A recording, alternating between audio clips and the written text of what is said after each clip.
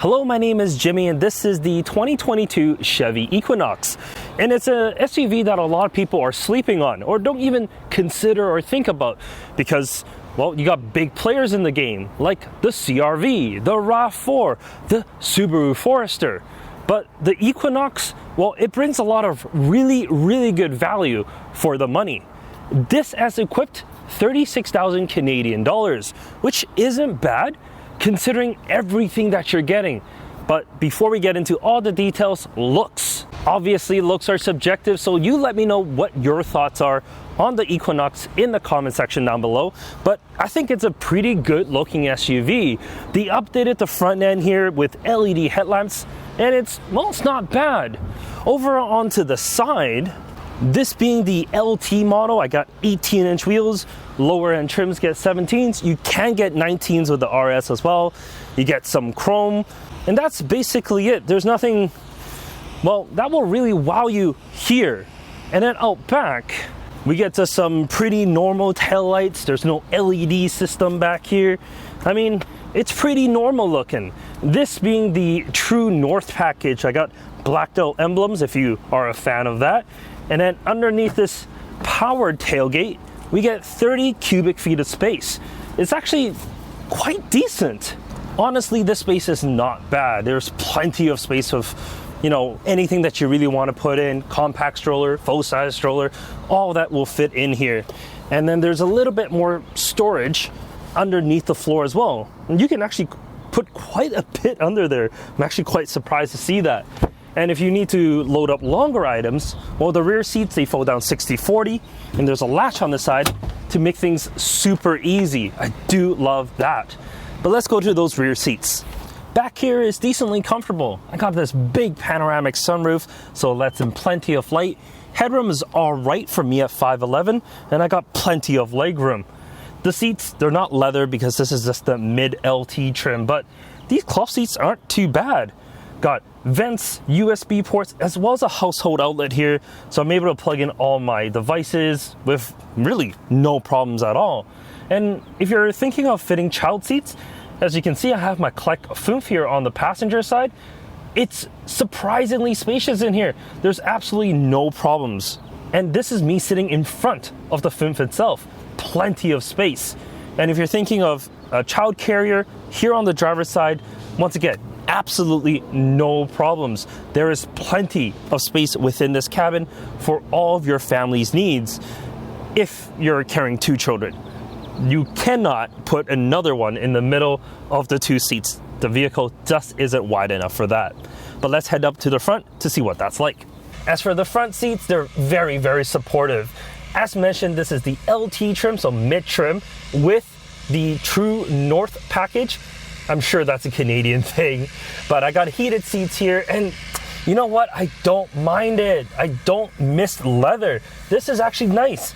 And on like hot summer days or cold winter days, these seats will stay, well, normal. It won't be too cold or too hot. So it's actually kind of nice. Along with that True North package, I also have this heated steering wheel, and this leather wrap steering wheel is it's just a blessing. It really is. The leather on it is actually pretty nice, and it just works. The worst part about this interior, though, are the stalks behind it. They're just plasticky, and they just don't feel the best. But that's really it, because behind that, you got this split digital analog type cluster. All of your gauges are analog, but you got this little digital readout in the center that shows you plenty of information.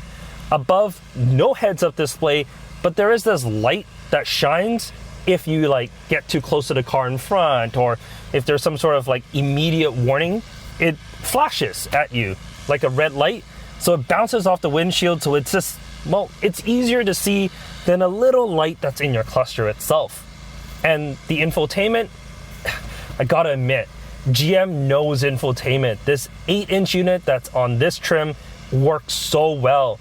It has everything that you need, minus a CD player or a tape deck. I mean, fortunately you don't get that. But there's wireless CarPlay, wireless Android Auto.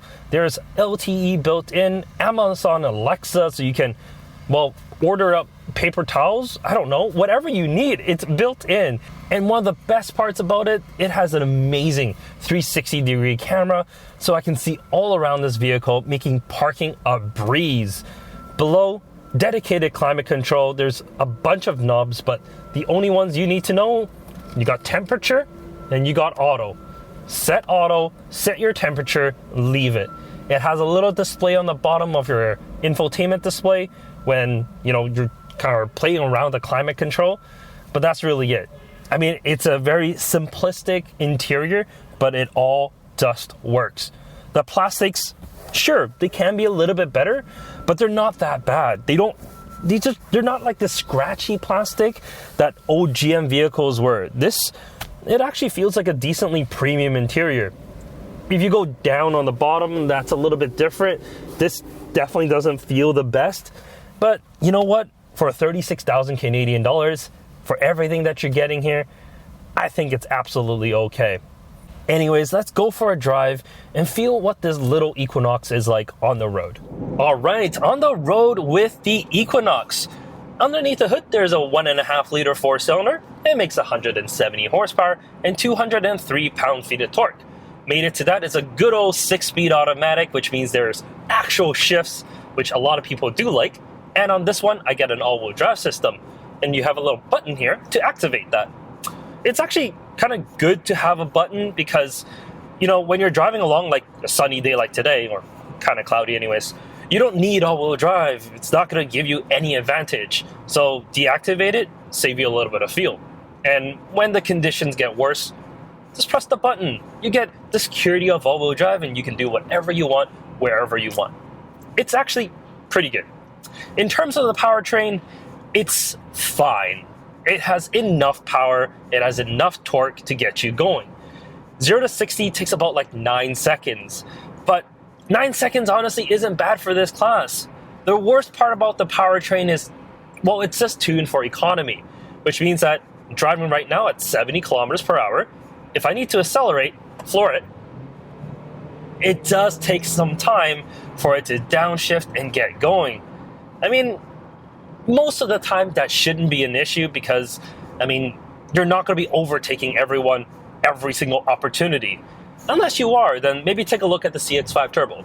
But for this kind of class of car, I think it's fine. It could certainly be better though. In terms of the ride though, I love the ride in this. It's not too soft where it just wallows all over the place and just pitches and dives. This actually has some body control, but it's not so sporty or firm that you're getting jostled around. So it actually strikes a pretty good balance, and that's actually one of the best things about the Equinox. Just the way that it feels on the road. Steering is connected, suspension is good. It's just a good driving vehicle all around. In terms of road noises, decent. It's definitely not the loudest in this class, and the engine is relatively muted, so even when you mat the throttle, you're not listening to a rackety four-cylinder engine whine. The engine that's on this, it's not bad and it's decently hushed up.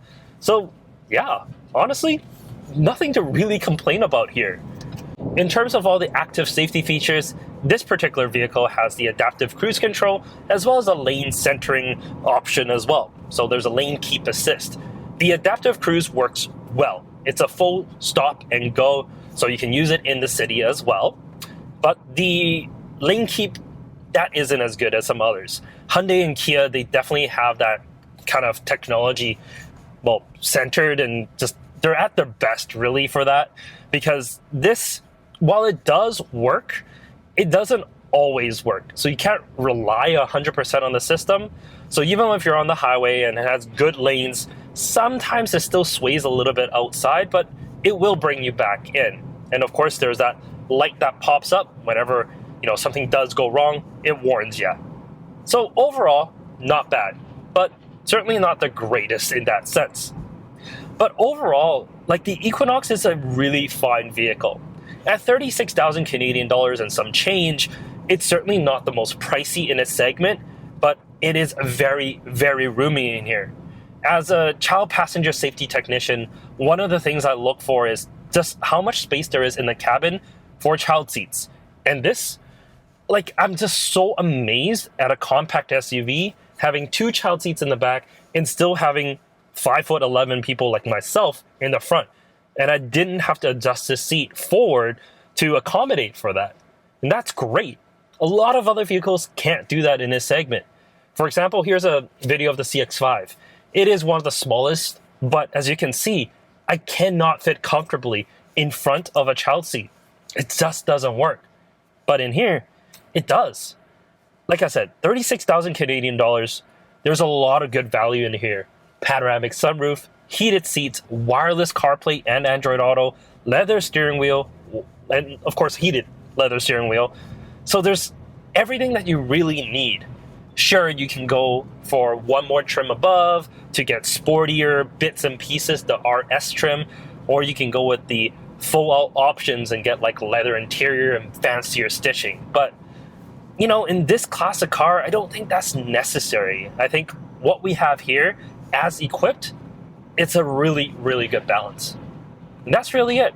Thank you so much for watching this video. Like the video if you do, subscribe if you want to see more, and we'll catch you next time. Take care.